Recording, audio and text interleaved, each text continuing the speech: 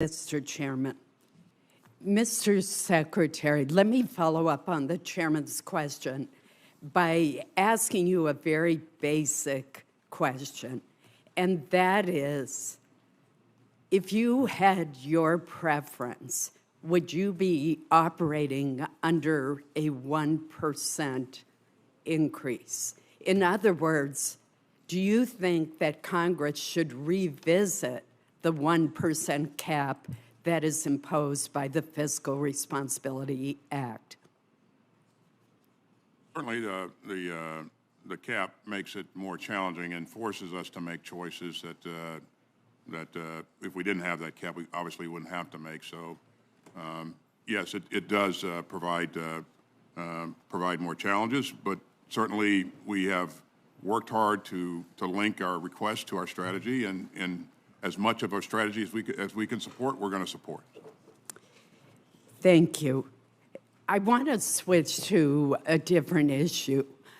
On October 25th, 2023, that was the darkest day in Maine history in my lifetime. 18 Mainers lost their lives, 13 others were injured in the worst mass shooting that we have seen. The killer, Robert Card, was a sergeant first class in the U.S. Army Reserve. The governor of Maine established an independent commission that has issued an interim report.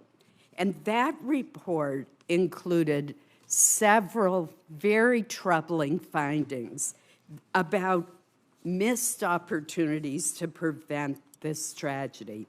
For instance, mental health providers recommended to Mr. Card's Army Reserve unit that, quote, measures be taken to safely remove all firearms and weapons from his home.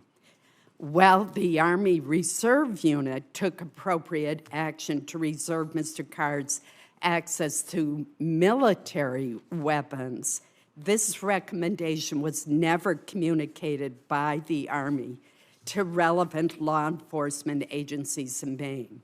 We had members of Mr. Card's unit raising alarms with their supervisors about their fear that he was extremely dangerous. He actually assaulted a fellow soldier. He was institutionalized for 2 weeks at a hospital for those with mental illness in New York State while he was on drill. We have an Inspector General's report that is underway to look at this more thoroughly. After I receive that report, I intend to draft legislation that would require our military services to report to the appropriate authorities when a service member poses a threat to him or herself or to others while protecting the Second Amendment rights of our service members. Would you commit to working with me on such legislation to establish formal policies and procedures so that we can ensure that our military services share this kind of relevant information with law enforcement and with state officials under the appropriate state laws? Thanks, Senator. Well, first of all, this was a tragedy, and my thoughts and prayers go out to all those affected by this tragedy. The health and welfare of our troops is very important to me, at the top of my mind all the time. So is the health and welfare of our community members.